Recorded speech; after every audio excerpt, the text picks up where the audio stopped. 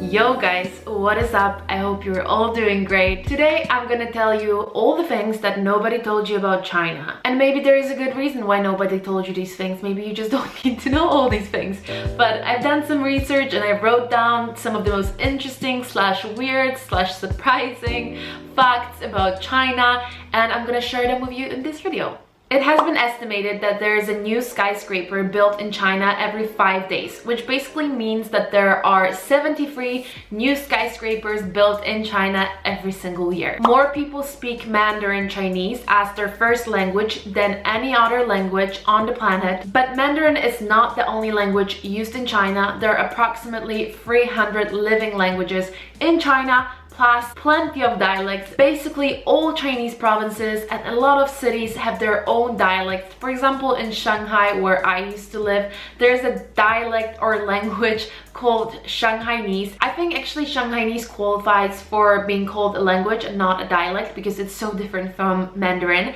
And actually if you just speak Mandarin and you don't know any Shanghainese, it can be very difficult to have a conversation together. In China, it's a very common thing to do to fight for a bill at the end of a meal, especially if it's a business dinner. Then it's almost like a must. You must freaking fight for that bill. By saying fight for the bill, I mean fight for the right to pay the bill for everyone.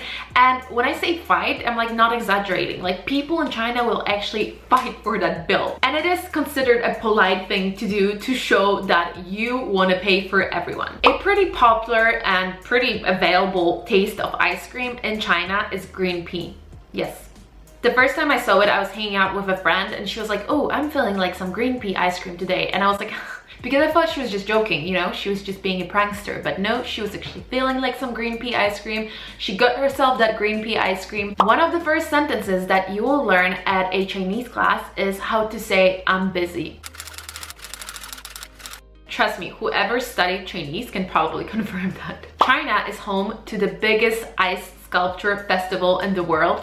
It happens in Harbin and it looks pretty awesome. I really want to see it one day. Number 8 is considered a lucky number in China, and number 4 is considered the unlucky number because the sound of number 4 in Chinese is pretty similar to the sound of word death. And a lot of people in China will actually really care about it. A lot of hospitals don't have 4th floor. Some buildings might not even have 4th floor. And often it is actually easier to find an apartment. If you are searching for an apartment to rent, it's easier to find one on 4th floor because a lot of people don't want to live on 4th floor, and I actually live on 4th floor in China. We were 4 people, so we were searching for a bigger place, and we were students, so it had to be very budget friendly. So that's why basically the only place we could find was on 4th floor. Chinese people also tend to be quite superstitious when it comes to giving gifts. So for example, a big no-go is shoes, pears, and clocks.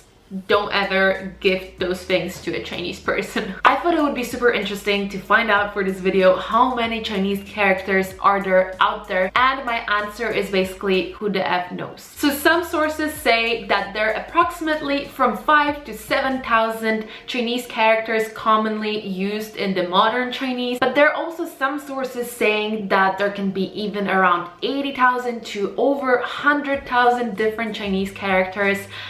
So basically nobody knows. That's the answer. There's so many that nobody knows. If you would put together all Chinese railways, they could loop around the world twice. The temperatures in China can range from -35 Celsius degrees to +50 Celsius degrees. In the past, China used to be divided into 5 different time zones, but right now all of China has only one time zone, and that is the time zone according to the time zone used in Beijing. So basically in some places in China, the sun doesn't rise until like 10 a.m. In China, there is basically one app that does it all, WeChat. You can talk to people through WeChat, you can order your food, you can order a taxi, you can pay, like you literally can do it all with WeChat. If you see a building in China with a hole in it, there is a very legit excuse for that. The hole is there so the dragon can fly through and the building won't stop the dragon from flying. China has the largest population on Earth. It's home to almost 1.4 billion people, which means that approximately 20% of all world citizens are Chinese. Gathering together and dancing in public places like parks and squares is a very common thing to see in all Chinese cities pretty much.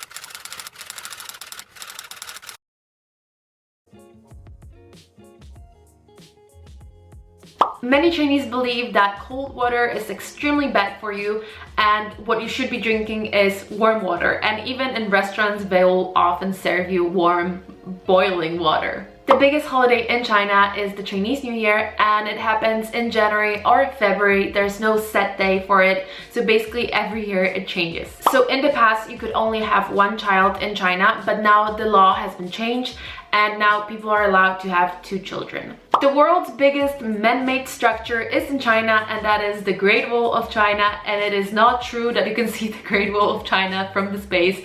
Like at some point I actually kind of believed in that too, and I was talking to my dad and I was like, did you know that you can see the Great Wall from the space?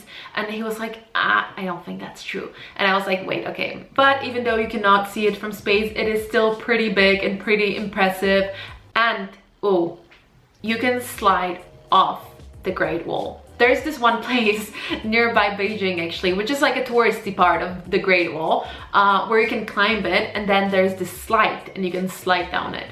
And not doing this is like one of the biggest regrets of my life. I literally climbed the Great Wall, I didn't slide of it, and I didn't get that t-shirt that says I climbed the Great Wall, which... China has their own zodiac system with 12 different animals, and basically every year is a different animal, and then after 12 years it goes back to the first animal, and yeah. And people often say that all animals are equally good, but still a lot of people think that dragon is obviously the coolest, and apparently the birth rate in China increases during the dragon year because so many people want to give birth during the dragon year. So a lot of older people in China, and some young, but majority of them are older people, still consider it to be okay to spit on the street and make very loud sounds when they're spitting, which is gross. You should never put your chopsticks in your rice because that reminds people of the offering that you give when someone dies. The fastest train in China is the Shanghai maglev train, and it can go up to 431 kilometers per hour. The world's longest bridge is in China, and it's the Danyang Kunshan Bridge, and it is 165 kilometers long. Tipping is not really common in China, and it is technically not a part of Chinese culture. About 40% of China's population have one of the 10 most common names in China, which is basically Wang, Zhang, I wrote it down here, Li, Zhao, Chen, Yang, Wu, Liu, Han, Huang. Okay, you get the point. There are a couple of popular surnames, and basically everyone has them. The second tallest building is in China, and it is the Shanghai Tower. It's a very cool building. China is considered a polite thing to do, to receive things with both hands. So business cards, credit cards, presents, whatever someone else is giving you, you should reach out for it with both of your hands and not just one, which I always forget, like literally always. And then I'm like, oh. It's common for foreigners who move to China to get a Chinese name. So this is my Chinese name, and basically my Chinese name is the same as my Chinese name because Chinese name. It's the same as my normal name because I didn't know that I was supposed to have a Chinese name. So I was in the process of doing the registration at the university, and there was a huge line behind me, and the lady was like, okay, you know, so what is your Chinese name? And I was like, what do you mean my Chinese name? I don't have a Chinese name. And she was like, yeah, but you need to have one. So we basically had to come up with a Chinese name for me on the spot, and she was like, you know what, I'll just write your own name with Chinese characters, which is something a lot of people choose to do. Basically you have 2 options. Either you write your own name or your surname with Chinese characters that sound similar, so you basically like create the sound with Chinese characters, or you just choose an actual Chinese name, which a lot of my friends did. And funny thing was that they always kept like forgetting what their Chinese name was, which is kind of funny when you forget what your name is, you know. The national animal in China is panda. Chinese people love their pandas, and actually majority of pandas in the world live in China, and those who don't actually still often belong to China. What they do is basically they rent pandas to zoos around the world. People often think that the most difficult thing about the Chinese language are the characters, but that's not entirely true. According to myself and according to many other foreigners that have studied Chinese, the most difficult part about Chinese are actually the tones. So Chinese Mandarin has 5 different tones, but for example Cantonese has 9 different tones, which is like insane. I don't know how they do it. So tones are basically the way you pronounce letters. That's a really bad explanation. So there can be a flat tone, a falling tone, a rising tone. Yeah, and depending on the tone, the word might have a completely different meaning. If you guys know any other interesting or weird or surprising things about China, let me know in the comments. And I hope this video was interesting for some of you that maybe didn't know that much about China. Thank you for watching, and I hopefully see you soon.